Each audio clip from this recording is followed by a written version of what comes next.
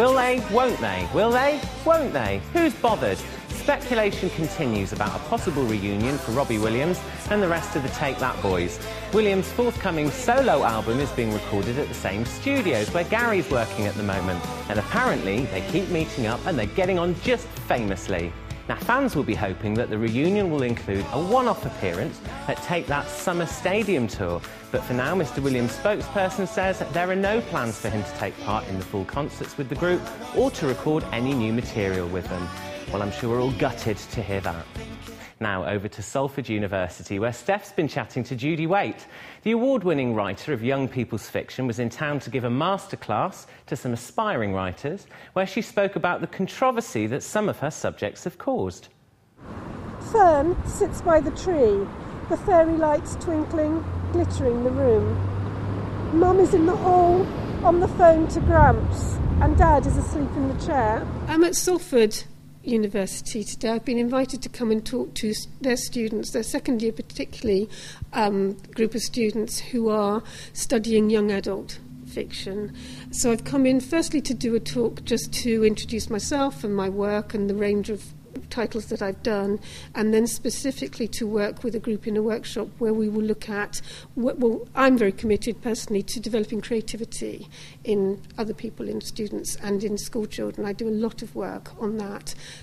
Game Girls is one that has caused a few raised eyebrows, I guess, to put it mildly, in some areas, simply because it deals with teenage prostitution and teenage sexuality, but it's not actually what I would say the cliched end of prostitution, which is where we're thinking about sex trafficking and sort of seedy city areas and girls on drugs and this kind of thing. It's actually about a group of middle-class girls from middle-class area, and it's their stories of what happens when they actually get involved in prostitution. And I think that is probably the area where it's become controversial, because what I'm kind of saying is this could be somebody up the road from you, this could be the girl next door to you, this could be your daughter, for a lot of people who might not have thought that was a typical area and had to have taken offence at that aspect of it. OK, let's find out what's on for your entertainment now. And the Armonico Concert Orchestra are performing at the Bridgewater Hall. You can enjoy their version of Rossini's comic opera The Barber of Seville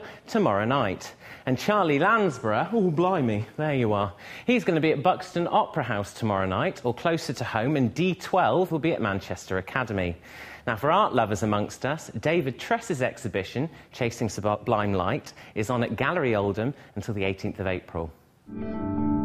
Gallery Oldham is a particularly nice gallery to show in, because we early on came up with the idea of not just showing the exhibition, which is a touring show, arrives as a package with a structure and an order, but combining that with the Oldham Gallery's own collection, which contained quite a lot of material from the late 18th, early 19th century, so that we could reorganise the show to include actual examples of painters, not necessarily Turner, but painters of that period. Well, that's your lot for today, but I'm going to leave you with the Rifles. They're performing at the Ritz tomorrow night. But until next time we meet, it's goodbye.